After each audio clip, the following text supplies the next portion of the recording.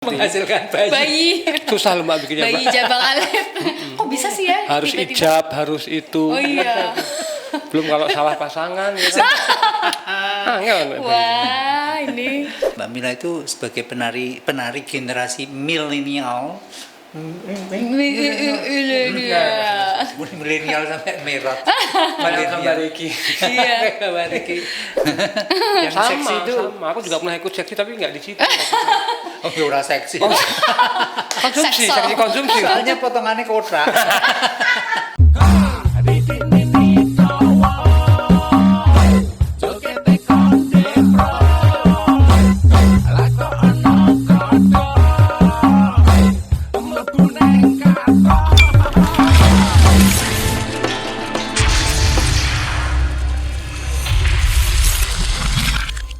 Salam budaya, salam Pancasila. Ayo Mas. Salam budaya, salam Pancasila. Ya, kita bertemu lagi di podcast DNT. Terima kasih, sampai jumpa lagi. Belum. Mulai yang ini ya. Oke, baiklah. Kali ini ada tamu spesial juga Wow. di podcast DNT. Tamunya banyak kali ini. Banyak sekali. 1000. Satu kok banyak. Iya, saya perkenalkan tamunya adalah Mbak Mila. Yeay, halo. Terima kasih Mas Didi sudah mengundang kali ini di DNT. Sama-sama. Iya, Mila Surosita atau Rusinta? Mila Rosinta. Mila Si. Rosinta. Bukan Rosinta. Rusinta ya. Rusinta. Ya. Nama asli Mbak ya? Nama asli bukan Mila Alit Jabang Bayi. Kalau ini Mila Rusinta, kalau saya Mila Melet Rusinta. Iya. Nama asli. Gimana nih aktivitas selama pandemi ini gimana, Mbak? Selama pandemi ini tetap berusaha produktif, terus berkarya gitu. Dengan membuat ini sih, kalau saya punya Tanggungan? bukan. Semua punya apa ya namanya ya, prinsip. Kalau kita nggak diajak, kita bikin sendiri gitu. Nah, selama pandemi ini aku bikin beberapa program yang memang bisa dilakukan dari rumah, karena awal-awal kemarin kan kita 3 bulan nggak kemana-mana sama sekali nih. Iya. Kalau sekarang udah mulai new normal gitu ya. Nah, di awal kemarin langsung gercep bikin program live Instagram bersama beberapa seniman gitu. Kemudian juga ada workshop virtual, jadi mengundang beberapa seniman dari seluruh Indonesia.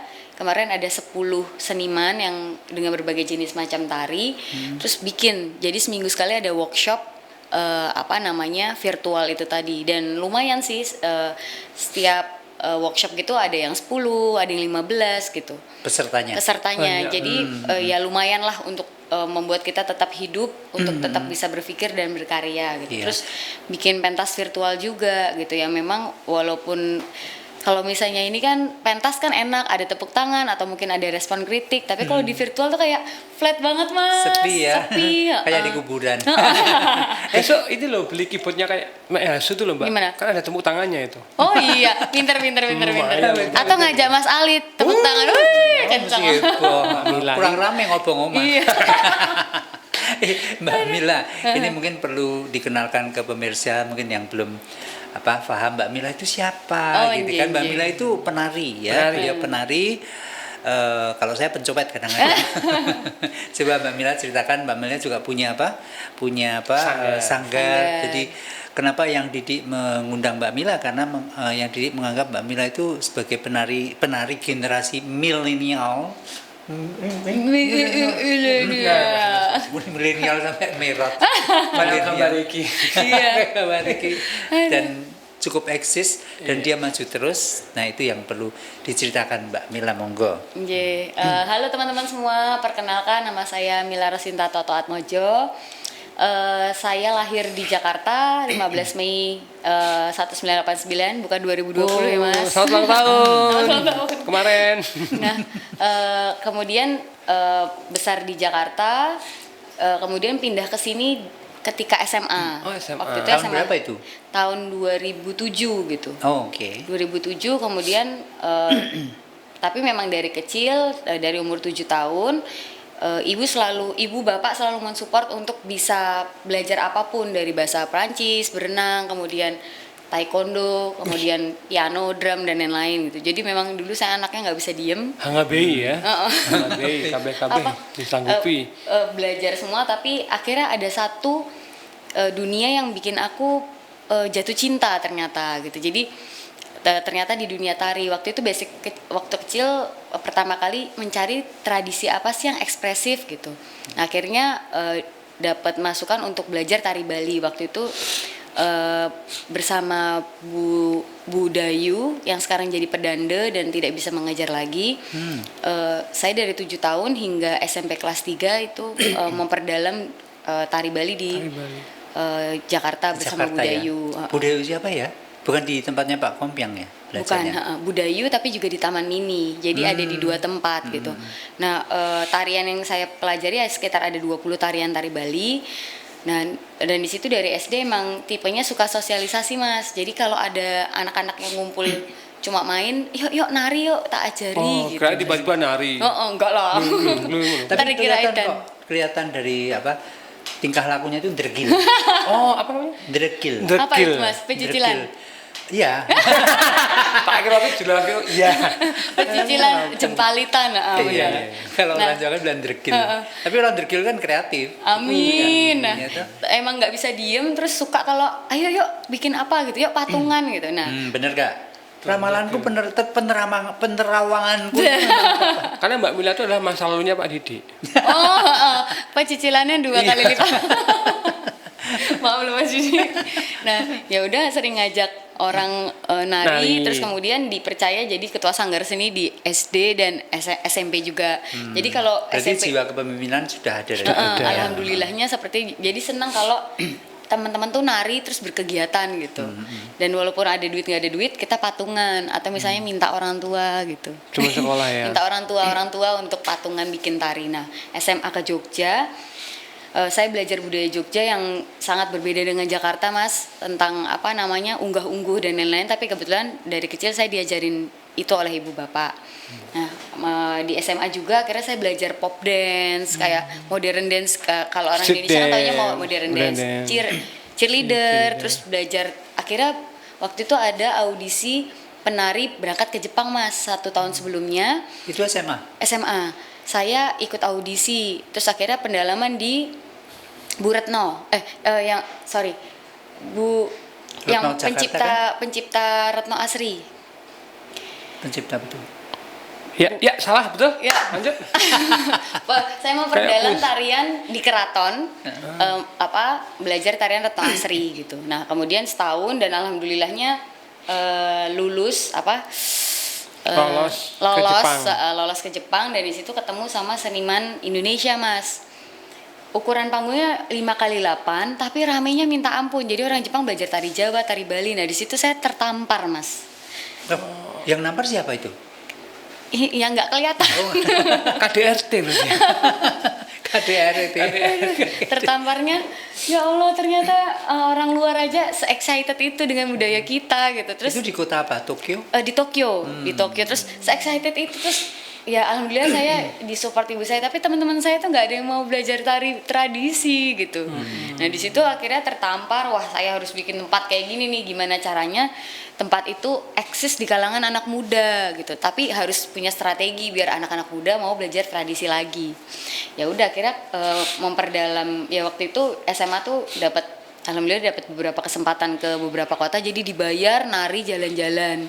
Nah, dari situ seneng, Mas. Kalau anak SMA kan aku jalan ke sini gratis dibayar kayak gitu. Nah, dulu bayangannya cuma itu. Terus seneng kalau menang lomba gitu. Nah, akhirnya memutuskan untuk masuk Institut Seni Indonesia Yogyakarta. Di situ memang banyak sekali digembleng dan memang aku nggak kayak remaja lainnya yang tiap hari main ngafe dan lain-lain. Saya tiap hari latihan. Nah, itu prosesnya dari ngekru, terus make upin orang, jatilan yo pernah, terus yo ngamen-ngamen gitu, nari di keraton pernah, Prambanan pernah, pokoknya semua pernah coba. Terus pernah juga sih sekali tuh coba ikut modern dance yang seksi-seksi gitu loh, Mas. Ternyata wah kok hati saya nggak di situ gitu. Yang seksi itu sama. Aku juga pernah ikut seksi tapi nggak di situ. Oh, ora seksi. Konsumsi, Sekso. seksi konsumsi. Soalnya potongannya kotak. Agak lonjong-lonjong sedikit lah. Jadi pernah ikut seksi dancer? Pernah satu kali, waktu itu juga sama sahabatku Sekar juga kan. Yuk kita coba yuk sekali gitu. Terus pas habis pentas tuh kita malah kayak kok ora yo, Iya, kok ora iya. rasa dilanjut ke gitu. Jadi Tapi memang harus dicoba ya Pak, bayang ya, apapun ya, biar Apapun menemukan dicoba supaya ini. benar. Itu kira-kira pas dengan nurani hati Iya, nurani enggak itu. heeh. Makanya kalau sesuatu itu menjadi indah, menjadi menarik karena pas. Atau kalau Oh, iya. saya ngutip kata-kata dari YouTube saudara saya dari Tulungagung, orang itu kalau segala sesuatu pas dengan porsinya itu dilihat dinikmati enak. oh, jadi Ya kan? nggak Tidak ada yang berlebihan, dipaksakan. betul, karena pas dengan porsinya. Gitu. Kalau ibu takut keluarkan, Bener. Iya. sesek ya, benar. Ya udah terus Tahun berapa itu masuk ke isi? masuk ke isi tahun 2007, masuk ke isi 2007. Kemudian alhamdulillah setelah 3 semester itu kan memang akhirnya saya bilang sama orang tua Mas Didi, ibu bapak saya tolong disupport di dunia ini, saya nggak mau kuliah lagi yang saya nggak suka gitu. Misalnya saya nggak suka matematika kayak gitu. Tapi dulu saya di IPA tuh mencoba untuk bisa berprestasi, tapi ternyata hati saya tuh nggak di situ gitu. Saya nggak mau setengah hidup saya kok mempelajari sesuatu yang nggak saya sukain. Nah, akhirnya di situ rapat di meja makan malam, terus ya udah Nduk, nggak apa-apa, kita selalu support, tapi pesannya satu, kalau udah nyemplung ke laut ya sampai ke dasarnya gitu. Jadi harus benar-benar konsisten, terus ya kerja keras. Nah, akhirnya saya bilang, ya udah Bapak Ibu, mulai kuliah saya nggak akan minta uang. Jadi uang kuliah, uang jajan tuh nggak pernah. Jadi dulu tuh kayak bersakit-sakit dahulu gitu loh Mas, pernah di dompet tuh kayak duit 5.000, cuma tinggal 5.000, terus mikir meh mangan opo, terus patungan sama Sekar tuh pernah loh pada tahap itu gitu loh, karena untuk buktiin sama orang tua kalau memang saya komitmen atas omongan saya. Nah di isi itu alhamdulillahnya ya walaupun ngekru angkat-angkat apa kan lumayan dapat berapa Dapat puluh pemasukan. ribu gitu, ada pemasukan pokoknya. Sekar itu siapa? Sekar Kinanti Sekar, Oh, anaknya Pak Kinanti Jembe. Sekar. Itu kan Asik. saya Oh, satu angkatan ya? satu angkatan dan kita deket sahabatan. gitu. Terus di semester 3 dan itu pas ada beasiswa saya kejar terus. Jadi teori sama praktek tak kejar. Akhirnya Lari nggak dikejar? apa? Yang dikejar lari nggak? Lari Mas, gimana nggak mau sama saya. Lari mendekat, jodoh. Nah, Oke, akhirnya terus? di semester 3 tuh ada pembukaan Tembi Dance Company. Nah, di situ wah, ini kesempatan banget nih, saya bakal dapat ilmu banyak di luar kuliah, di luar kampus. Tapi kok saya agak nggak pede ya, Sekar ya kita. Soalnya kakak kelas yang ikut tuh hampir 50-an gitu loh, Mas. Nah, tapi yuk wes coba wae, masalah hasilnya lihat nanti gitu. Nah, ternyata delalah yuk alhamdulillah loh, Mas. Lolos. Keterima bertiga, saya Sekar Mbak Made. Nah, di situ kita digembleng sama Pak Bambang Paningron, Bu Nyoman Sudewi, Mami Uti, terus ada Bu Uni juga. Jadi digembleng dengan beberapa seniman yang memang diundang kayak misalnya Mbak Nani Topeng Losari atau guru balet dari Prancis gitu. Terus kemudian ada Mas Darren Litaai dari Papua gitu. Terus di situ juga ada kelas teori, diundang Simbo dulu panggilan kita dari Keraton untuk ngobrol tentang teori. Jadi di situ dipersiapkan sebagai koreografer muda yang bisa nari, bikin festival, bikin program workshop, cari sponsor, menulis dan lain-lain. Jadi di situ tiap hari emang nggak bisa main Mas akhirnya.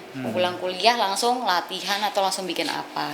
Tapi digembleng selama 4 tahun, akhirnya saya ngerti dan di situ dapat kesempatan pentas di luar negeri beberapa kali, terus kemudian pentas di berbagai festival yang kita mimpi-mimpikan gitu. Dan emang disupport oleh Kompas gitu. Nah, art director kita waktu itu Pak Bambang Paningron. Nah, di situ banyak belajar banget tentang tari gitu, tapi akhirnya setelah saya mencoba on time kuliah juga karena biaya ya, gimana caranya kan karena biaya sendiri yo, jangan sampai mundur karena duitnya juga berat gitu. Ya akhirnya dapat juga beasiswa dari Tembi itu dan dapat gaji juga waktu itu Mas, jadi tetap di Tembi tapi masih lumayan PY gambyong atau misalnya PY itu apa dijelasin? Oh, Mungkin iya. ada netizen nggak tahu kok PY apa gitu. PY itu payu. Oh, saya juga PY hari ini. Payu. Peo. Aku juga barusan PY. Apa itu, Bang? Kepuyo. KPY berarti. KPY. Kurangka. Kalau PY itu di tari itu apa ya Mas ya? Laku. Payon. Payung, ya, payung. Payon, laku. Payu atau laku payon. diundang menari dan dibayar, nah kayak Iya. gitu. Alhamdulillah. Ya udah. Oh iya itu. Nggak apa-apa itu. Terus habis itu apa namanya, setelah di Dance Company lulus S1, kemudian masih pingin ini nih, masih pingin tari itu sebenarnya apa sih gitu. Masih penasaran ya. Waktu di S1 kemarin sempat nyantri ke beberapa seniman-seniman tradisi gitu. Jadi ya cuma seminggu tapi nginep di rumahnya, ikut masak. Di mana itu? Di Bali ada Bu Agung Harini. Bu Harini.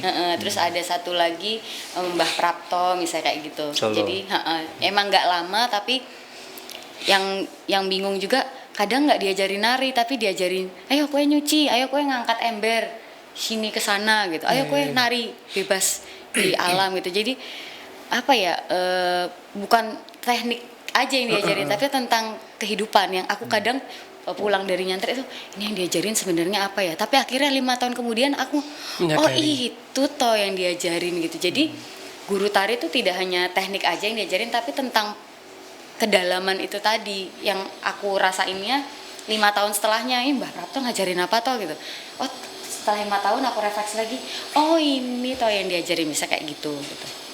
Nah di S2 aku juga lebih mencari tahu apa tari itu apa secara akademisi ya Mas, maksudnya juga pengen nyari ke sana. Terus ya pendalaman dan akhirnya memang bener-bener nyemplung ke tari gitu. Jadi ya pesan ibu itu sih yang paling susah ternyata, selain cinta, dan cinta itu sakit ya Mas. Nah itu harus konsisten, kayak yang aku kagumi Mas Didi itu konsistennya tinggi banget dan selalu berbagi kepada generasi setelahnya gitu. Apa ada yang nggak berbagi? Ada sih Mas. Loh, malah Coba sebut nama, sebut nama. Ayo. Ya. Yang Diketak kalau yang itu ya diketak. Iya nih menarik sekali ya. Jadi kalau bicara karya, mungkin Mila punya karya ya Mas ya. Banyak. Yang menjadi unggulan atau apa, atau mungkin pertama kali berkarya itu apa, lalu yang menjadi unggulan apa, mungkin bisa diceritakan. Kalau pertama kali berkarya itu Sebentar. Kalau ini berkarya pertama kali juga berhasil. apa Mas? Bayi. Ini bayi. Menghasilkan bayi. Bayi. Susah loh Mbak bikinnya Bayi Mbak. Jabang Alif. Kok bisa sih ya? Harus tiba-tiba? ijab, harus itu. Oh iya. Belum kalau salah pasangan gitu. Enggak. Wah, ini. Kalau yang kan karyanya yang saya tahu yang belum lama ya, maksudnya ketika dia ada topeng pancawarna itu yang Pancawarna. pancamuka itu kemana-mana yang ya. Iya. Nah, kalau Mbak Sekar. Yayu. Alah, Yayu. Tomblok. Siapa sih jenenge? Mbak Mila. Oh Mila. Lah muni Mila Karya nih. Karyanya apa Mbak? Karya pertama yang bisa dibawa kemana-mana itu Serimpi Kawung. Serimpi Kawung. Jadi waktu itu sempat juga ada pro kontra dan akhirnya kita buat sebuah apa tuh namanya, ngobrol bareng tuh apa ya? Sarasehan gitu. Sarasehan gitu. Jadi Pro ada kontranya maksudnya? Pro kontranya adalah gini. Awalnya dulu judulnya Kawung gitu. Tapi kemudian kenapa Serimpi? Karena memang saya terinspirasi dari Serimpi Renggowati tentang batik kawung itu. Cuma yang dipermasalahkan cuma namanya, kenapa nggak Serimpen Kawung gitu, kenapa Serimpi Kawung gitu. Padahal saya punya banyak referensi dari Solo, terus ada Mas Darin Litaai, terus juga Mas Didi juga punya Serimpi Bedoyo. Kenapa nggak Bedayan, kenapa Bedoyo kayak gitu. Nah itu memang waktu itu aku juga pernah curhat sama Mas Didi tentang penggunaan nama itu, tapi akhirnya di Sarasehan itu dikembalikan lagi kepada si pencipta gitu, asal tidak merusak arti kata serimpi itu. Jadi memang waktu itu pro kontra sampai ada beberapa dosen datang juga, seniman kontemporer tradisi itu datang waktu itu di Pendopo Art Space, kita ngobrolin masalah itu dan akhirnya titik tengahnya adalah waktu itu juga ada Mas Adi Kristi Bedoyo Prek itu loh Mas. Itu jadi permasalahan juga. Jadi ada pro kontra dan malah karya itu yang hingga saat ini udah bisa membawaku kemana-mana gitu. Jadi memang nggak disangka-sangka, maksudnya dulu bikinnya yang penting niat bagus gitu, bagus menurutku tapi belum tentu menurut orang lain. Ternyata itu sampai sekarang masih dipentaskan di mana-mana. Itu Serimpi Kawung. Terus ada yang Sangkaca Rasa juga, itu juga udah ke beberapa negara juga. Dan itu yang memang tradisi tapi kontemporer. Kontemporer ya. Jadi Komentar apa ya. namanya yang emang udah kemana-mana juga gitu. Dan banyak juga sih Mas, tapi yang paling muncul tuh ya dua itu. Dua itu yang sering dibawa kemana-mana ya. Bagaimana kalau Mbak Mila menceritakan tentang karya-karya yang sudah misalnya ada karya yang pertama kali itu apa, kemudian karya yang dianggap fenomenal ya, Fenomenal. atau monumental. Viral. Oh, viral. Vital. Viral itu kan kalau KB itu pakai viral. Spiral. Oh, Spiral. Kalau saya pakai dingle apa? Gimana tuh Mas caranya? KB aku dingklek apa hubungannya? Oh iya, ditutup gedung. Enggak, yang paling efisien itu pakai bulu. Gimana Mas caranya? Gila nih kupingnya. KB wulu anyar loh. KB wulu. Baru KB wulu. perlu dicoba Mas. Itu malah mencegah kehamilan loh. Iya. Orang apa-apa. Lah ya masih gila. Yang pengen nih, Tapi gini, Kalau sudah naik tinggi terus gila nih. Plus itu medone. kelihatan usianya ya. Iya. Orang-orang yang suka kili kan rata-rata wis milenial ya. Iya. Kolonial ya Pak Diki. Kolonial. Kolonial. Karena pernah dijajah. Kalau kamu dijojok, dijojok. nggak Iya, pernah pakai bulu. Gimana diceritakan itu karya-karyanya? Mungkin kalau masih ingat pertama kali membuat karya itu tari apa misalnya? Pertama kali membuat Masih karya. belum masuk isi atau gimana gitu? Oh, iya. Pasti pernah toh? Pernah sih sebelum masuk isi itu pernah membuat karya yang diikuti oleh satu sekolah. Jadi di SMP itu kan kalau tiap Jumat menari dan senam bareng gitu. Iya. Jadi waktu itu bikin yapongan, tari yapong. Terus setiap Jumat tarian itu ditarikan oleh siswa-siswi di SMP ku gitu. Jadi Satu itu seneng SMP. banget. Jadi di satu SMP tuh akhirnya pakai tarian itu. Jadi mulai bikin karya tuh malah SD deh Mas. Sorry, yapongnya tuh SD. Jadi untuk senam Yapong itu kan sudah tarian jadi. jadi Maksudnya yang kreasi menciptakan sendiri. kreasi yapong. Tapi waktu itu aku nggak namain, aku nggak bikin judul karena kan nggak ngerti kalau itu karya gitu. Iya. Jadi bikin gerakan yang sudah pasti kemudian diajarkan ke anak-anak dan ditarikan di tiap hari Jumat. Sampai sekarang masih ditarikan? Nah kalau itu nggak tahu, tapi di SD 01 Jakarta. Jadi itu inget banget. Kamu bikin aja gerakan nanti anak-anak satu sekolah ngikutin. Nah itu sih, itu karya yang pertama kali tapi nggak ada judulnya. Iya. Diambil Tapi dari yapong ya. Terinspirasi dari yapong. Terinspirasi Gitu. Nah dari terus yapong. itu kan karena emang nggak profesional, yang penting nari gitu kan. SD nggak ngerti apa-apa kan Mas gitu. Terus untuk karya yang yang membawa saya ke banyak kesempatan itu ada Serimpi Kawung gitu. Jadi memang tadi udah cerita ada pro kontranya, kemudian kenapa saya akhirnya menggunakan kata serimpi sebelum kawung, karena memang tadinya judulnya kawung, kemudian berkembang banyak diskusi dan akhirnya memberanikan diri untuk menggunakan kata serimpi kawung itu. Jadi di Thailand, di Malaysia, di Singapura itu udah dipentaskan serimpi kawung dan di berbagai media televisi gitu. Kawung itu adalah jenis Batik. Jenis batik kawung ya. Iya. Batik kawung. Yang seperti Yang Bunga. Bulat-bulat. bunga gitu. ini muter gini ya. Ini. Gini. Nah, gitu. Ini punya Nah. Nah. Tapi ini kok ada yang hitam ada yang putih ya? Iya, karena ini luntur. Ini kablek kawung. Kalau serimpi. Serimpi itu Iya. penari yang terdiri dari 4 perempuan semua, dan biasanya itu latihan perang. Iya. Ya, jadi Kalau- menggabungkan. Jadi kalau tadi kok kenapa dikasih nama Serimpi Kawung itu bisa diceritakan konsepnya. Jadi pertama kali menonton tari Serimpi Renggowati adalah serimpi yang satu-satunya berjumlah 5 orang. Iya. Gitu.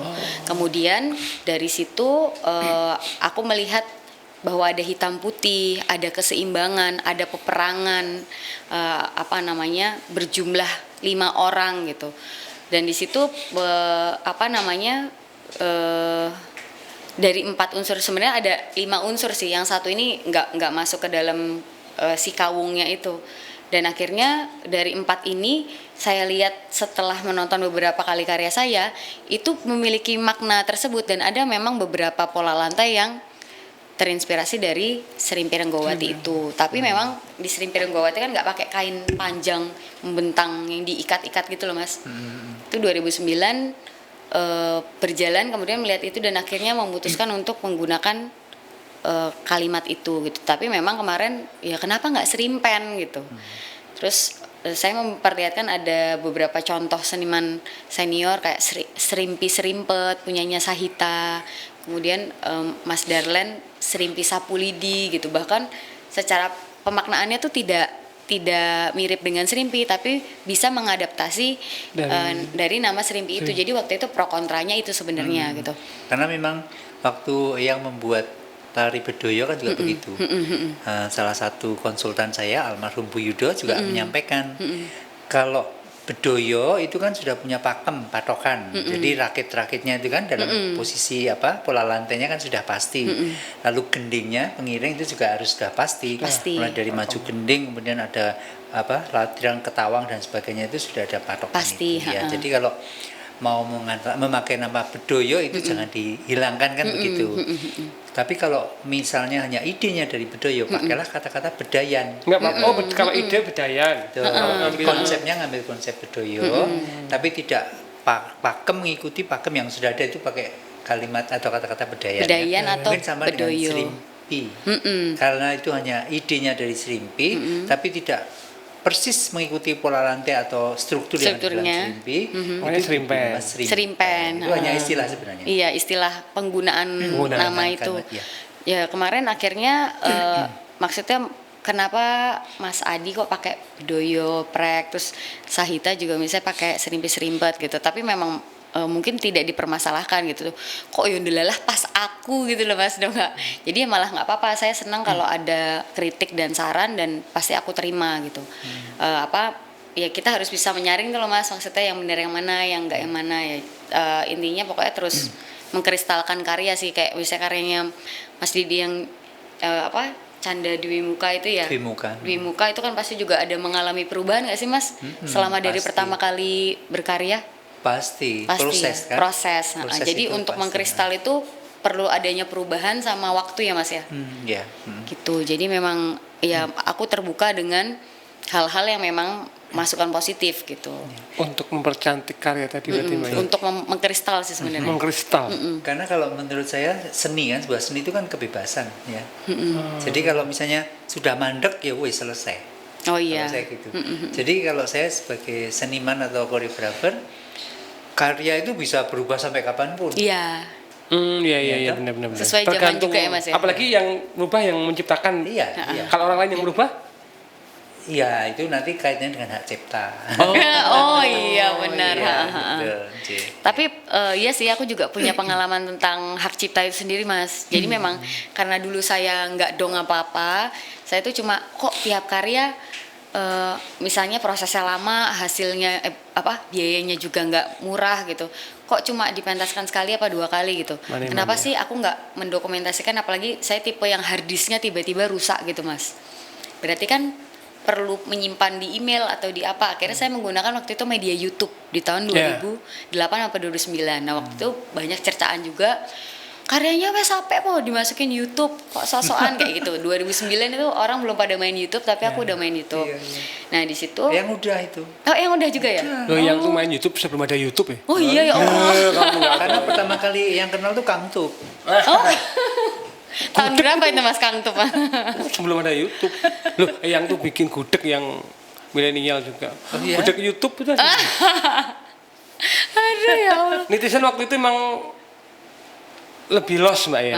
Sampai sekarang sih ketika mengatakan, sampai pokok di. Iya. Oh tapi iya. Biasa. Udah biasa ya Mas ya. Itu yang juga biasa dulu mengalami cercaan. Jadi kalau melihat perjalanan dulu itu justru sebenarnya menurut yang itu gemblengan ya malah berterima kasih ya Mas ya. Betul, karena kalau tanpa ada cercaan, tanpa ada macam-macam lah tempaan kan itu ditempa. Jadinya itu menjadi kita semakin kuat, semakin tough, dan kita kemudian belajar terus. Iya kan? benar. Seperti kalau misalnya kita belajar tinju itu kan ngantemi terus, lagi ya lecet. Iya. Tapi kalau udah lama-lama ngapal kan, malah yang ditinju nanti ambrol misalnya kan gitu. Kalau yang di YouTube juga ada yang pernah komen nggak baik gitu. banyak. Oh. Oh, banyak juga ya? Banyak biasa. Tapi kan yang kan orangnya cuek ya, nggak akan Iya. mudah komen-komen yang nggak penting. Orang yang udah settle, yang udah manggon grek kan kita itu nyaman Mbak, Iya, daripada yang bener. milenial. Settle itu kan bis ke airport itu. Apa ya? Shuttle. Shuttle itu yang ditipasin loh, yang itu yang Shuttle bukan yang ini nih. gatel. Aduh ya. Nah orang-orang milenial tuh kalau ketika dia posting sesuatu di YouTube, ketika ada yang komen jelek, mereka terganggu ya. Iya, tapi Awalnya ya, awalnya.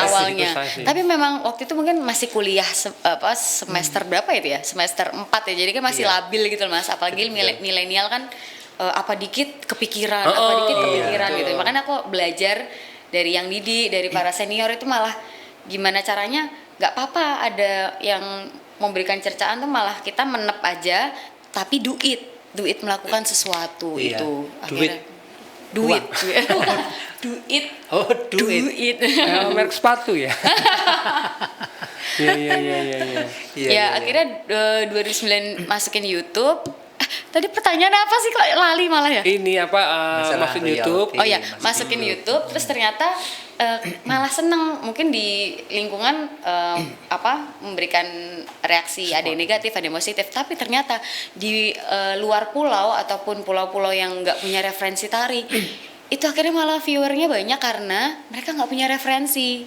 Betul. Gitu. Mereka hanya tahu ini bagus banget. Nah, jadi diundang ke Palu, ke Makassar, waktu itu ke Lombok, ke Sumatera, itu karena mereka tahu dari YouTube, Mas. Betul sekali. Jadi waktu yang pertama kali masukin karya ke YouTube, tujuannya adalah satu promosi, kedua dokumentasi, karena tersimpan kan. Biar nggak hilang ya, Mas ya. Betul. Heeh. Jadi pengalaman yang sendiri yang diundang oleh Yale University Oh. dari New Haven, New York sana. Wow, Itu kan amin. universitas yang bergengsi kan. Itu karena mereka melihat yang di YouTube. Di YouTube, Iya. oke. Jadi Lihat ada dampak positifnya, Mas. betul. Jadi sebenarnya dengan adanya YouTube itu sangat membantu seniman. Karena maaf ya, yang mau cerita zaman dulu sebelum ada teknologi seperti ini, itu biasa kalau namanya seniman itu sering jegal-jegalan. Oh, jegal-jegalannya gimana itu, Mas? Misalnya yang memberikan proposal ya, mengajukan proposal funding ke luar negeri itu, nah, nanti orang luar negeri kan nggak kenal yang. Iya. Dia tanya sama seniman lain Nah, yang sudah lebih kenal. Nah, Iya. seniman ini tergantung dia suka sama yang apa enggak. Oh iya, benar. KKN ya, ya? Heeh. KKN ya? KKN itu sudah terjadi ya. Iya, Itu KKN ya namanya ya. Iya. Heeh. Kenal. Kenal-kenalan. Oh, gitu. Jadi dengan adanya YouTube orang bisa lihat langsung Iya, benar. ya, nggak bisa dikompori Iya, orang. benar. Benar. Kalau kan ninggal kontak juga di YouTube biasanya. Iya, betul. benar-benar. Kalau dulu kan tinggal dengerin omongan orang kan, terserah orangnya tuh suka apa enggak, ya Enggak, iya tergantung benar. dari Promosi apa mulut ke mulut. Tapi kalau sekarang kan jelas dilihat nah, betul. harinya piye, ini siapa, kontaknya di mana gitu. biasanya orang bilang, ini jelek, tapi kan lihat loh, ini kok jelek apa? misalnya. Ya wis ini kok jelek nah, gitu. Itu membantu. Yang juga terbantu dengan itu. YouTube dan akhirnya dari situ malah berkembang, maksudnya Betul. orang bilang karya yang jelek tapi malah orang lain tuh menghargai dan jadi apa ya, jadi terinspirasi untuk berkarya juga, apalagi khususnya perempuan yang kemudian stigmanya setelah punya anak tuh nggak bisa berkarya lagi gitu. Nah akhirnya mencoba mendompleng kalimat itu, bener nggak sih, ternyata tuh tetap bisa kok berkarya walaupun punya anak, tapi dengan cara berbeda, dengan ritmenya berbeda gitu. Mungkin latihannya biasanya pagi sampai malam sampai pagi. Sekarang latihannya siang sampai sore misalnya, terus gitu. Memang kalau yang lihat ini Mila ini juga termasuk agak gendeng. Sama ya. Yang tuh sering lihat videonya dia kan. Pernah lihat belum waktu dia hamil dia nari? Nah ini yang Iya. ini pernah jadi obrolan saya sama suaminya Mbak Mila. Oh gitu. Kita kan mantan ya. Aku kan mantannya bojone Mbak Mila. Oh gitu, mantan jadi pasien. gitu. Tak kira mantan Dokter sayang-sayangan. Bojone kan dokter gila. Dokter saraf. Dokter hewan kan. Nanti saya Dokter hewan, oh iya dokter hewan. itu sempat khawatir loh yang bojoku ini meteng ya, tapi angel diandani. Seorang dokter aja yang dia memahami ya kondisi kesehatan manusia kan dengan apa namanya proses belajar dia itu aja sempat khawatir. Nah, makanya kok iso loh Mbak duwe bojo dokter dan dokternya ngalah ya. Akhirnya. Lalu Mila galak. Soalnya saya galak Mas bener. Jadi enggak sih sebenarnya, kita menikah itu bukan karena cinta doang, tapi bagaimana kita berkomitmen untuk berkembang bersama. Jadi janjinya kita adalah tidak menutupi dunianya masing-masing. Jadi sama-sama punya visi misi. Dia misalnya pengen nanti S2 atau spesialis atau pengen buka klinik, tapi aku pengen punya sekolah sendiri, kemudian tetap pengen berkarya dan lain-lain. Jadi kita tidak menutup. Jadi tidak berubah menjadi orang lain ketika menikah gitu. Jadi memang waktu itu juga nggak apa-apa ya aku nari pas hamil. Kemarin itu lahiran kedua saya tuh udah tanya-tanya rumah sakit di mana yang bisa melahirkan tapi saya video. Cuma emang nggak diperbolehkan ketika melahirkan sambil bikin video nari-nari swag kita tuh kayak apa tuh nggak boleh. Ya udah akhirnya video biasa saya ngolet-ngolet gitu terus akhirnya bayinya keluar. Pengen nari sambil melahirkan. Itu kan sesuatu yang istilahnya nggak dilakukan oleh umum kan? Iya. Saya memang seneng yang begitu-begitu karena saya juga melakukan hal yang tidak dilakukan oleh umum kan? Bener-bener.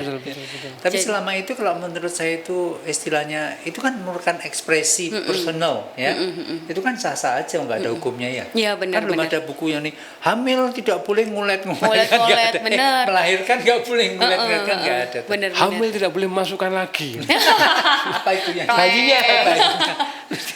Tapi untung loh punya suami dokter toh yang Betul, jadi wis diandani secara medis bahwa kenapa nggak boleh nari tapi memang kan USG tiap bulan terus ya tetap tahu kita kan yang tahu kondisi kita sendiri nih kira-kira ngilu apa enggak. Nah alhamdulillahnya diberikan kesempatan 2 kali hamil masih bisa cempalian gitu. Ya anaknya sekarang juga kayak gitu semua. Iya benar.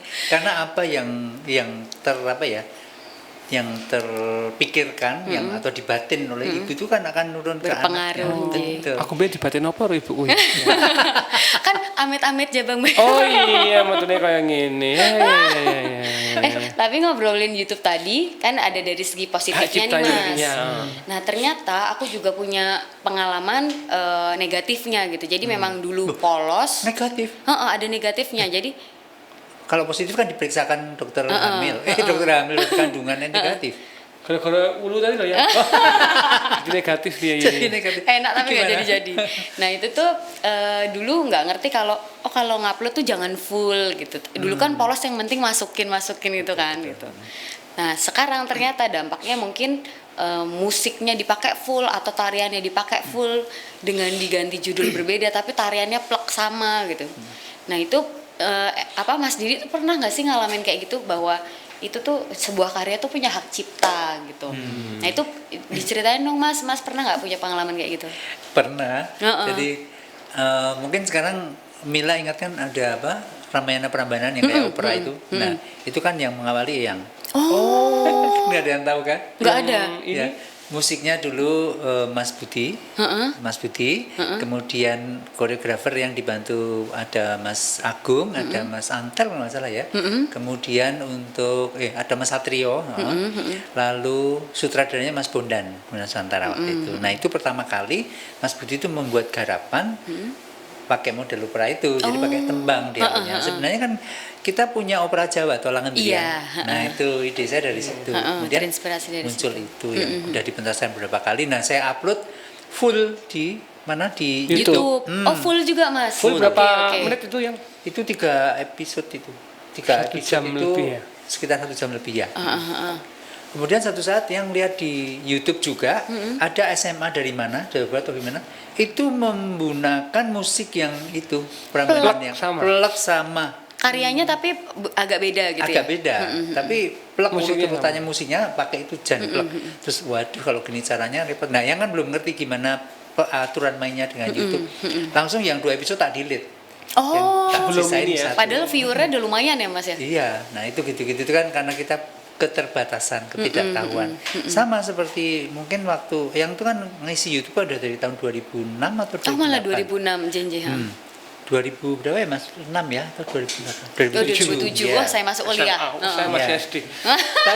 Tapi karena waktu itu kan nggak mikir ternyata bisa dimonetize dan sebagainya. Sama-sama. Belum muncul budaya monetize. Belum. Jadi aku juga nggak dong. Nah, sadarku baru aja tahun 2020 itu baru sadar. Jadi Tahun iki. baru Maret kemarin tuh kemudian mulai dimonetize dan sebagainya sehingga bisa menghasilkan gitu. Tapi Wah, kan keren. subscribernya kan udah banyak. Waktu pertama kali itu kalau nggak salah sekitar 22.000 kalau nggak salah subscriber. Kan udah sekian tahun Udah ya. banyak. Udah banyak.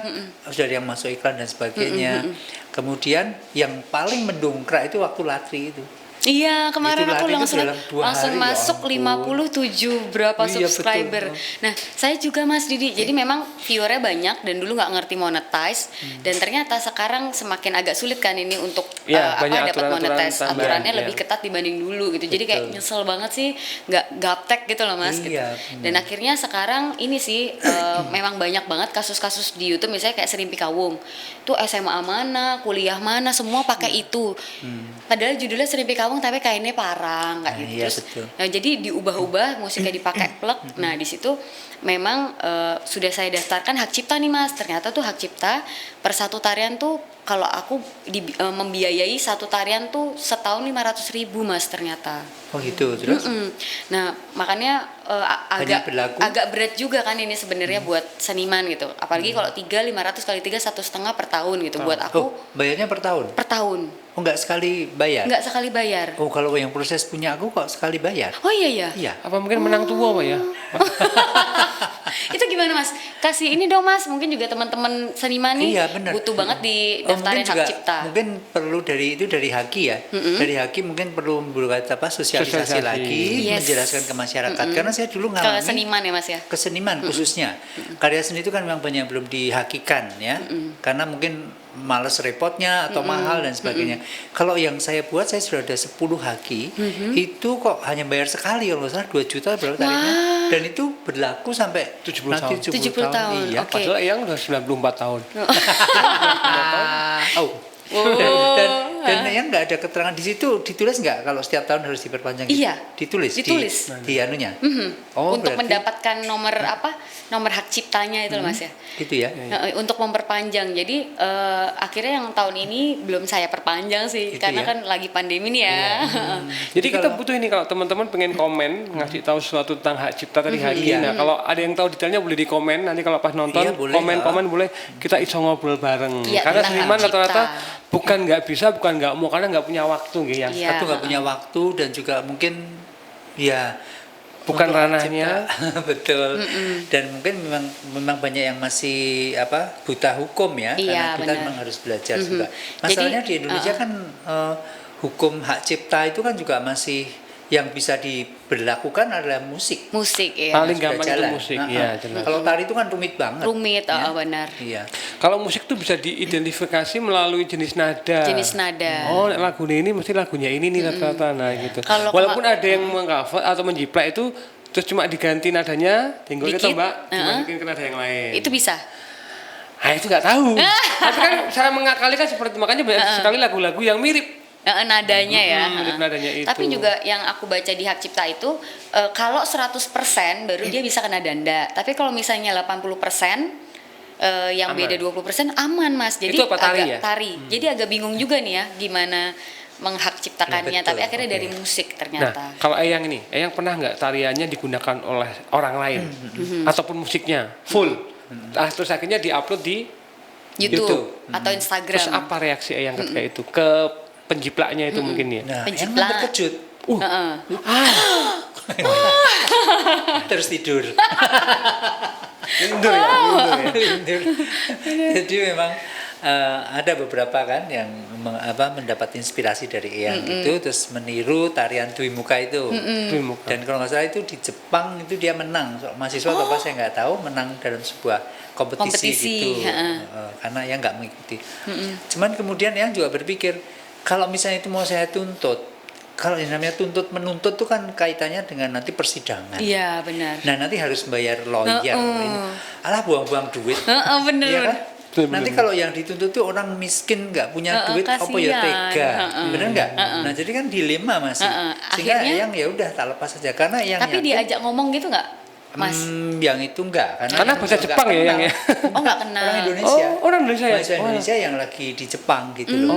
Dan Terus banyak lagi, ada beberapa lagi, terus ada anak kecil loh kan, nggak Ya anak kecil tuh ya kasihan. kasihan, anak kecil itu ikut-ikut, itu kan untuk lucu-lucuan Iya, ya. untuk lucu-lucuan kalau anak Yang kecil. kagum tuh anak kecil bisa ikut-ikutan karena dia kan mungkin fans banget sama Eyang kan.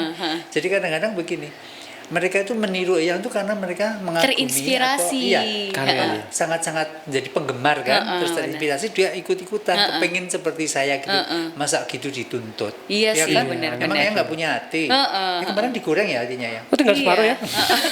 Ya sebenarnya dimakan kucing. Untung loh masih separuh. Ya. Jadi nggak semuanya kita bisa tuntut secara hukum yang ya. Benar. Lebih baiknya juga ini kalau teman-teman pengen meniru, itu ya mbok izin aja. Izin ya. Iya. Jadi memang kalau pengalamanku akhirnya banyak sekali yang upload dan aku ngajak ngomong. Jadi ngajak ngomongnya, "Dek boleh minta WhatsApp nggak?" Terus kemudian aku WhatsApp atau bisa telepon gitu. "Dek mohon maaf gitu, makasih misalnya kalau memang terinspirasi dari karya ini. Tapi besok lagi minimal izin atau minimal jangan diubah. Kalau kawung ya kainnya kawung, jangan diganti parang gitu.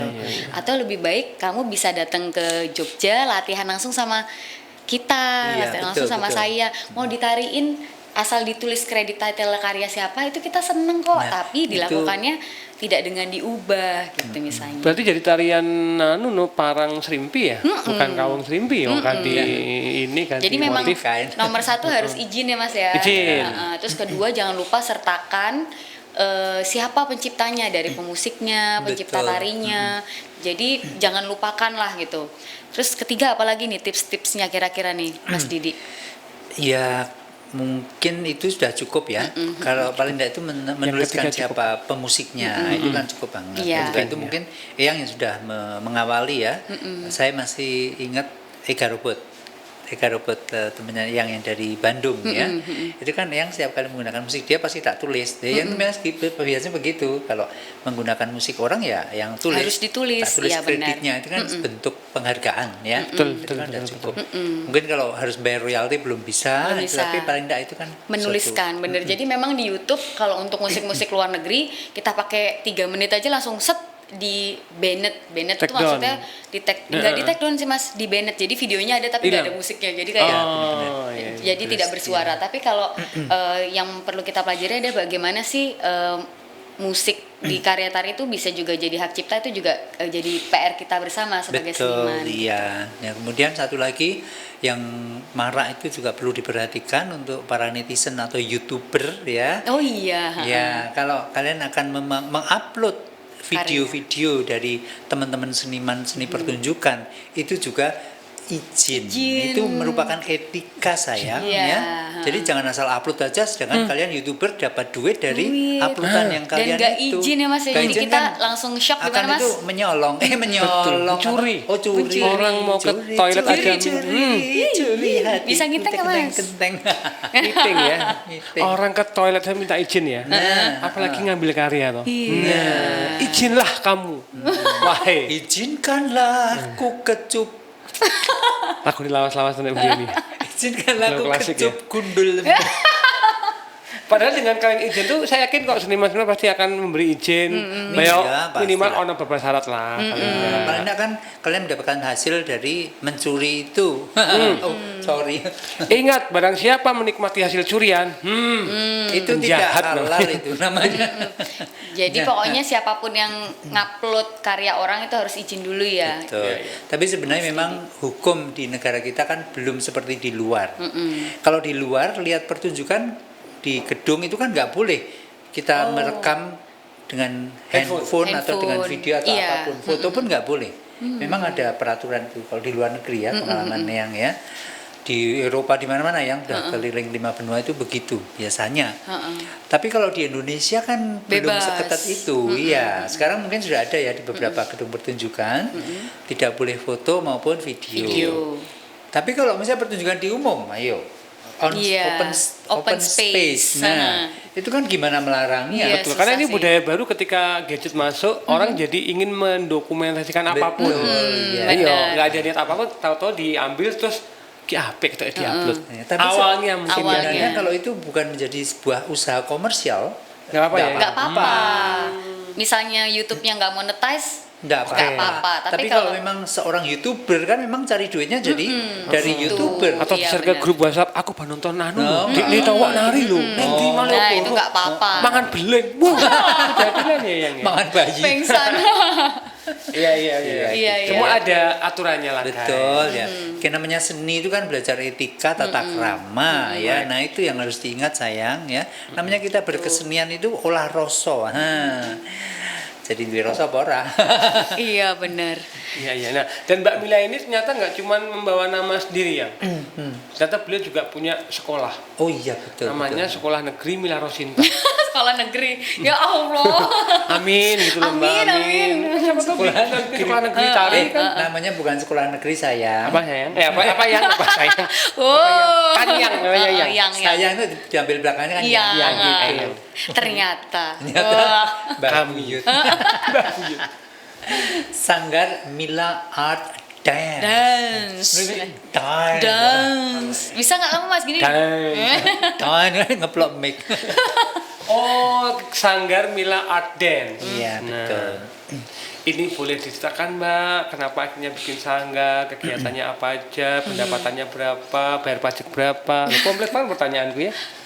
Jadi Petugas pajak. nih malah langsung di Ditulis aja. Jadi karena terinspirasi dari yang tadi pergi ke Jepang, dengan jalan-jalan tuh ternyata banyak ilmu yang bisa diserap. Kemudian mungkin bisa diterapkan di lingkungan kita atau di diri sendiri gitu. Itu SMA ya masih ya? Itu SMA gitu. Jadi di dalam hati tuh wah pengen banget ya punya sanggar kayak gini gitu. Nggak ada dulu kepikiran karena kalau ibu kan dulu perfilman ya, jadi punya PH sendiri gitu. Dan itu aku tahu perjuangannya untuk bikin itu tuh nggak gampang gitu. Nah terus akhirnya suatu saat saya punya mimpi pingin bikin sekolah gratis pinginnya. Jika mungkin ada founding, ada sponsor kan nanti bisa gratis. Tapi kita nggak bisa bermimpi besar kalau kita tidak melakukan sesuatu yang kecil. Jadi akhirnya mulai tahun 2012 aku ngumpulin seniman-seniman yang memang mau berkarya bersama, yang punya visi misi sama Mas. Untuk mau berkarya, untuk cari jalan tikus lah, cari jalan untuk menuju kemana gitu. Karena memang nggak gampang juga kan. Tadi kok cari jalan tikus memang ada jalan macam-macam ya? Jalan Jalan raya, tikus, jalan kucing, jalan wedus, jerapah. Jalan apa lagi nggak boleh disebut. Jalan-jalan. Jadi mungkin karena kita masih muda kan nggak ngerti nih gimana sih caranya biar bisa ikut festival itu, gimana sih caranya biar bisa belajar sama seniman itu gitu kan, bermimpi-mimpi gitu. Akhirnya kita berkumpul latihan sendiri, terus cari gimana caranya jalan bisa pentas di sana, terus gimana ke sana, terus banyak diskusi dan lain-lain dari 2012. Tapi entah mengapa Tuhan dan semesta tuh mendekatkannya dengan yang perempuan semua Mas. Jadi mungkin orang lihat aku kayak feminis gitu loh Mas. Kok apa-apa cewek terus Cewek gitu. semua. Padahal ya yang ada itu aku nggak bisa. Aku juga kok Gimana Mas? feminis. Ya. Mas dua-duanya. Aku diajak. Oh bisa ya? Oh alah yang. Knitting ya yang ya. Oh. Baru belajar knitting sama Enggak ya. tahu kalau dia bisa feminis. Belum. Loh, kalau lampu merah malam minggu. Oh kamu Iya, toh roknya yang pink. Roknya pink, ya. yang Oh, itu celana kecil. dalam loh. Kena gingsul dua jujur. Aduh ternyata Mas Alit. Akhirnya bisa terbentuk. Akhirnya bisa membentuk Mila Art Dance grup dulu 2012. Grup ya? Grup dulu ya? Grup dulu itu sih cewek semua gitu, dan ikut di berbagai festival. Pokoknya ada apa ikut, ada lomba ikut, semua diikutin gitu. Karena masih punya energi membara tuh loh Mas. Nah terus akhirnya 2015 setelah lulus S2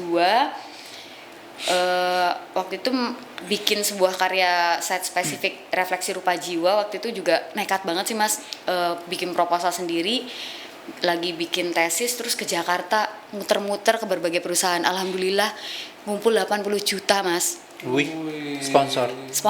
Jadi dari mana untuk S2 aku itu, dan yang memang yang diimajinasiku tuh terpampang nyata di karyaku, tapi memang ini juga kok nggak realistis sebanyak itu gitu waktu itu. Mamaku, kok akeh banget gitu, tapi waktu itu idealisku masih sangat muncul gitu loh Mas. Dan tapi dari situ, dari karya S2 itu, beberapa senior yang tadi ya Allah pengen banget ketemu ini, pengen banget, tiba-tiba nelpon malah ngubungin Mbak Mila dulu. menghubungi saya terus selamat ya aku edan gitu, malah emang kenapa Mas, saya dengar saya dikirimin video via WhatsApp itu loh, nih loh kayak gini nih cah edan gini, ada aku nggak tahu kenapa bisa tersebar gitu, padahal senimannya beberapa senimannya tuh nggak ada di situ, seniman Jakarta dan berbagai luar Jogja, tapi kok bisa tahu, terus nelpon, terus komen juga di Facebook zaman itu.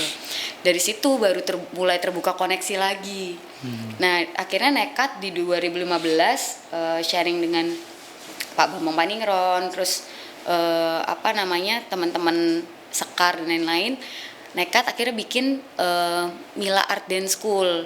Nah, kenapa sih akhirnya bikin? Karena di Facebook itu banyak banget yang nanya, Mbak Mila kalau belajar balet di mana? Kalau belajar kontemporer di mana, kalau belajar gimnastik di mana. Nah, dari situ karena banyak pertanyaan dari tahun 2013, tak pendem dulu sampai lulus, terus nabung. Habis nabung akhirnya ini dengan uang yang dikit banget, nyewa ruko kecil banget tuh loh Mas. Ruko kecil di Seturan, cuma ukurannya 5x8, 2 lantai. Terus akhirnya nekat bikin Mila Art Dance School itu, sanggar Mila Art Dance itu. Dan memang di situ akhirnya membuka sekolah dengan berbagai macam jenis tarian, karena memang masyarakat yang nanya ke aku tuh tariannya macam-macam Mas, apalagi nih milenial sekarang itu lagi tergila-gila dengan K-pop. Aku banget Ki. Masa sih kamu? Hiu. Oh hiu. Sarang gesing ini. Carang geseng itu manganan Mas, panganan. Korea itu gini sarang geseng. Genrenya apa aja Mbak di Mila tadi ya, ada K-pop ya jelas tradisi ya. Ada, kreasi ada dari berbagai Indonesia ya. Terus habis itu kontem ada, ballroom ada, balet gimnastik ada. Itu? Gimnastik ada. Apa itu Mbak tadi? Gimnastik tuh olah tubuh itu loh. Sebelum mau mulai menari, pelenturan tubuh, olah tubuh gitu. Zumba ada nggak Zumba? Zumba juga ada, Waduh. yoga ada. Nah jadi memang Zumba lombok loh Mas. Zumba itu ada, aerobik juga ada. Aerobik sih kemarin ada tapi sekarang off nih.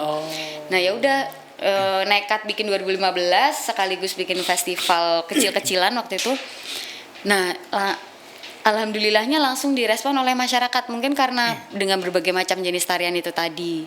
Tapi tetap niatku adalah kembali lagi yang tertampar di Jepang itu kan, aku ingin mendekatkan anak muda tuh dengan tradisi, minimal kreasi lah.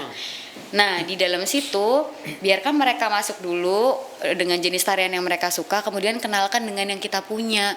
Akhirnya aku pakai cara milenial Mas, dengan cara tidak memaksa tapi memperkenalkan secara heart to heart. Jadi di kelas K-pop, halo selamat datang di kelas K-pop gini-gini.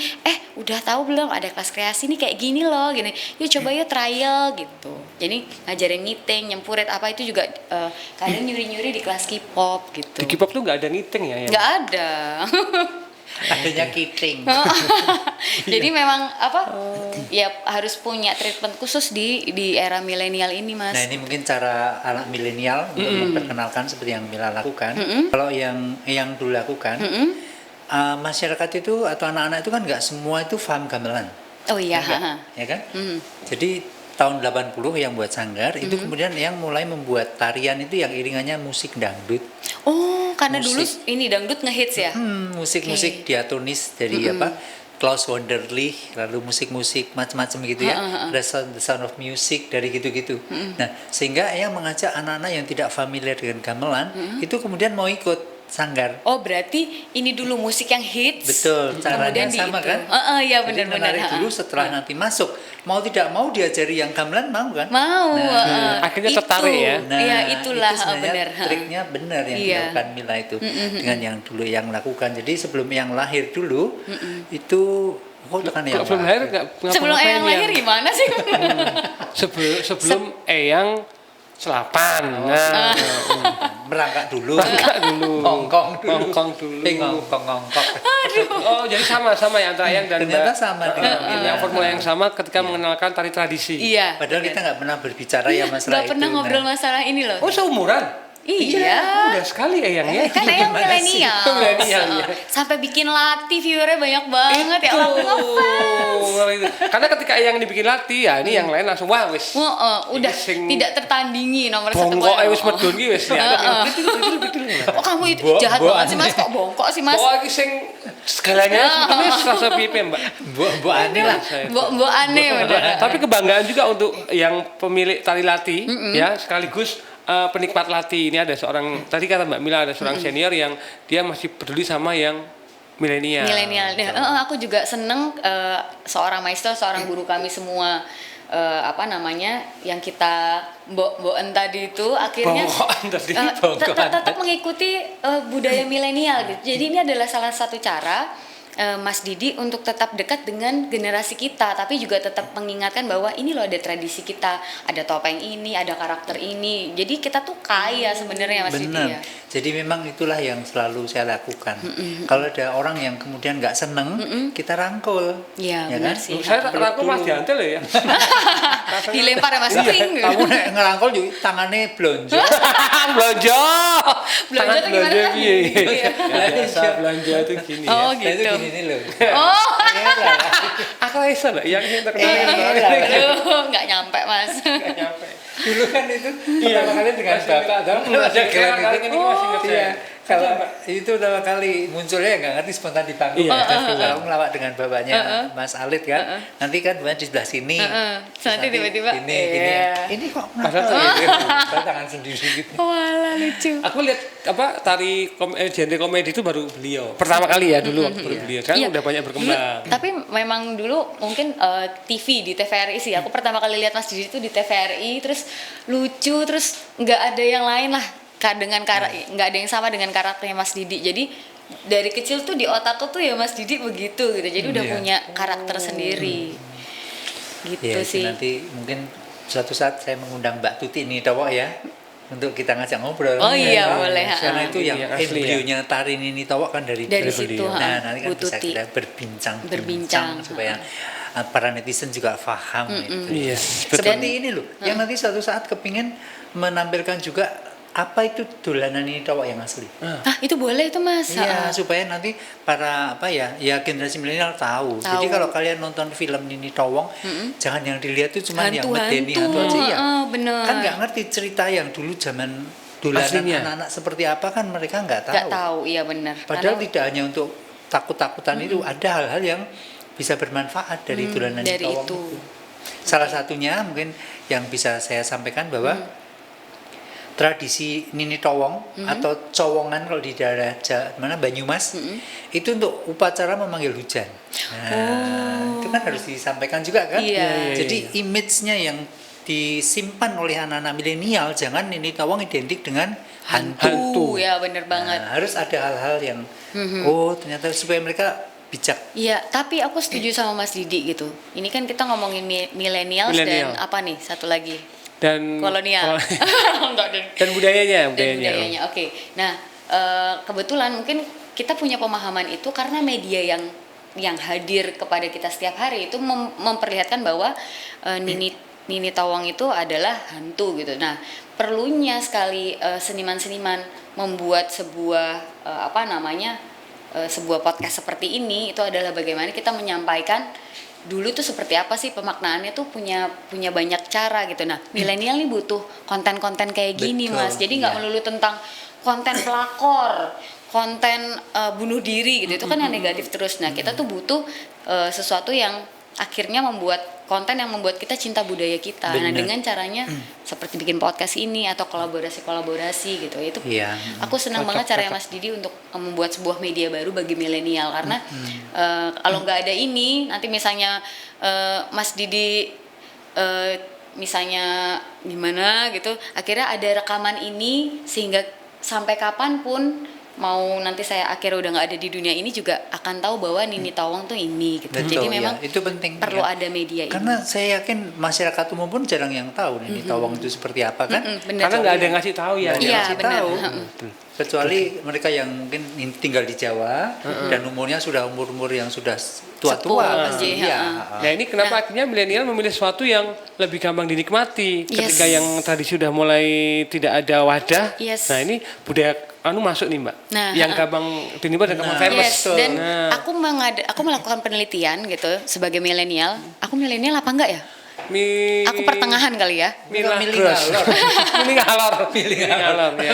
Milingalor. Apa namanya, mengadakan penelitian bahwa kenapa sih kok tradisi nggak hits gitu? Karena sebenarnya kita butuh media baru gitu. Hanya cuma butuh media baru seperti podcast ataupun misalnya YouTube ataupun misalnya Instagram, IGTV gitu. Jadi sebenarnya cuma butuh media untuk memberikan sesuatu lewat kepada milenial, karena yang tradisi kan kadang ayo di syuting, nggak boleh nanti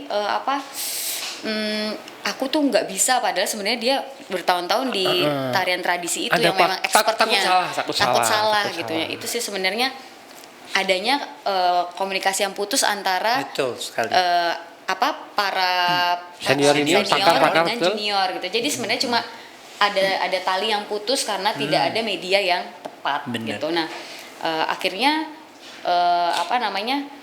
budaya yang mereka luar, jadi nggak kenal toh, nggak ada yang mengenalkan. Iya benar. Ya itu tadi dirangkul itu, cuman jangan gerayangan itu tadi.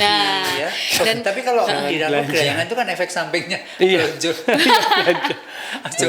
Jangan lu masuk. Tapi sekarang milenial tuh lebih cenderung memang senang menikmati budaya Korea sih. Tapi memang sekarang yang hits banget Korea karena apa? Karena pertama semua musik bisa dipakai siapapun, jadi nggak ada hak cipta gitu loh Mas. Enggak, karena apa? Karena pinternya manajemen Korea. Iya sih, benar kalau dipelajari. Nah kita kan juga bisa melakukan itu sebenarnya. Nah orang-orang yang ahli manajemen di Indonesia bagaimana? Ya? Biar kita nge-up bareng. Gitu, supaya bagaimana seni Indonesia itu semakin menjadi atau meracuni negara-negara lain. Iya, kan seni kan bagus kan, kita kan memberikan racun yang bagus, bukan racun yang mematikan. Gitu kan. Tapi memang manajemennya bagus, kemudian menggunakan media jor-joran tuh apa ya bahasa Indonesianya? Jor-joran. Dan itu kan disupport oleh pemerintahnya. Yes, bener banget. Jadi waktu kemarin ke Korea Mas Didi, aku tuh dengar bahwa artis sana tuh selain harus bisa nyanyi, bisa nari, bisa acting, bisa tentara militer juga. Wajib militer. Terus kemudian harus mau dioperasi demi secara fisik gitu. Itu ya sedih juga sih, karena terus mereka jadi kayak nggak punya dunia sendiri, jadi harus tiap hari di manajemen, harus latihan ya, pokoknya kayak militer gitu loh Mas. Kayak boneka ya. Bagusnya adalah pasti jadi kualitasnya pasti bagus gitu, tapi memang banyak juga yang bunuh diri karena mungkin depresi, jadi nggak punya dunianya sendiri. Itu yang tidak perlu kita tiru ya. Tapi kan kita harus mengetahui kan bahwa di Korea kan begitu sistem manajemennya. Nah, kita kan punya budaya sendiri. Iya, ya. benar. Bagaimana dengan budaya unggah-ungguh, etika, kemudian bagaimana kita memeluk keyakinan agama dan sebagainya, itu yang membedakan. Iya, benar. Kalau kita keyakinan agamanya baik ya, belajarnya benar, tidak mungkin bunuh diri. Iya, benar ya kan? sekali. Iya. Kita punya Tuhan. Tapi kita bisa pelajari bahwa media yang mereka gunakan itu tepat. Media sosial semua di-push, kemudian itulah manajemen. Pentingnya manajemen. Iya Tadi saya kan mengimbau, Indonesia kan punya ahli manajemen dong, ya benar, kan? benar. Sekarang kita kan bisa meniru caranya Korea memperkenalkan atau mempromosikan budayanya sehingga digandrungi oleh masyarakat negara lain kan. Padahal kita modal punya banyak Mbak ya. Kita banyak banget budaya. Sampai 3.000 lebih tarian di Indonesia ya Mas Didi ya. Jadi memang akhirnya ya sekarang kita berada di era kolaborasi juga nih, bahwa kita sebagai seniman nggak bisa juga sendiri, tapi bagaimana merangkul seni yang lain, sehingga kita butuh teman yang banyak dari berbagai bidang gitu. Betul, ya. Jadi dengan bersama kemudian melakukan inovasi untuk bisa sharing tentang apa yang kita punya nih, itu sih sekarang butuh banget ya era kolaborasi. Ya, jadi terima kasih sekali Mbak Mila ya. Panjang sekali hari ini. Panjang yang kita bahas. Penting harus. Tapi penting. Kita nggak cukup kalau cuma 1 jam. Makanya kita bikin setengah jam. 15 menit Mas. Tambah gini. Baru gini loh, udah selesai. Jadi tema hari ini adalah bulu. Bulu doro ya guys. Bulu doro sambil meringis-meringis gitu ya.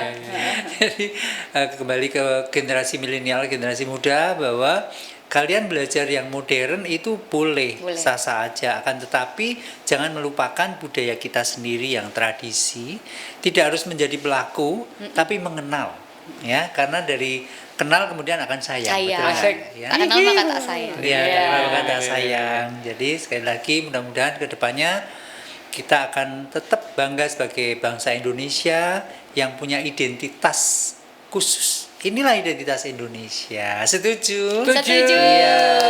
Terima kasih hari ini Ya, Mas terima Didi. kasih Mbak Mila. Mila, terima kasih Yeah. ya. Mbak punya pesan nggak sih buat generasi muda terakhir untuk selalu peduli budaya? Iya. Tadi kan yang dari generasi maestro udah ngasih pesan kan dari Kalian yang dari milenial. milenial, Halo teman-teman semua, pesanku adalah saatnya kita yang muda berkarya bersama, jangan takut untuk berkarya, dan jangan lupakan di mana kita lahir, di mana kita berkembang, bahwa diri kita sendiri adalah budaya kita gitu. Mungkin kalian bisa di zaman milenial ini tidak bisa kita tutup bahwa memang banyak sekali arus-arus globalisasi, budaya-budaya yang masuk yang terlihat lebih unggul gitu. Nggak apa-apa kita pelajari, tapi jangan lupakan jati diri kita, karena seberapapun kamu jauh pergi, kamu akan kembali pulang ke rumah, di mana rumah kamu adalah Indonesia. Maka perlu kalian dalami lagi tentang siapa diri kita. Terus berkarya semuanya. selalu ingat di mana bumi dipijak, Di situ langit dijunjung. Ya, Ya, bener kita banget. mengucapkan terima kasih ke banyak sponsor Ya. yang sekarang ini. Mebel Temu Kangen, terima kasih bagus Mebel Temu banget. Kangen ya. Kemudian juga Alnek Elektronik yang sudah mensupport dengan perlengkapan alat-alat elektroniknya. Ini Alnek ya.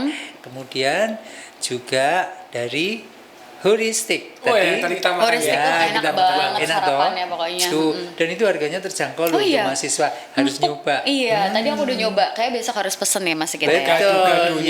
Ya. Di Kolombo tempatnya. Oh, di Kolombo Ya. tempatnya. Nanti biar di share location ya. Oke deh. Jadi juga tidak lupa Backcraft ya. Oh, Backcraft. Karena dengan adanya bantuan dari Backcraft, Iya. Sanggar Natya Laksita, maka revitalisasi ke Yayasan Natya Laksita ini kita bisa membuat ini podcast, kita bisa Podcast, punya iya, benar. gedung ini ya. Jadi benar ke depan podcast ini bisa bermanfaat untuk kita semuanya. Kita bisa memberikan obrolan yang guyon tapi ada maknanya. Ada maknanya. Ilmunya. Ada ilmunya. Banyak ilmunya. Iya, jadi kalau orang Jawa bilang guyon parikeno ya. Iya. Guyon parikeno, ya. Jadi banyak sentilan-sentilan, tapi sentilan untuk membangun kita sebagai bangsa Indonesia yang berbudaya. Oke, kalau gitu salam budaya. Salam budaya. Salam Pancasila. Salam Pancasila. Salam Salam budaya. Salam Salam Pancasila. Pancasila. Salam Pancasila.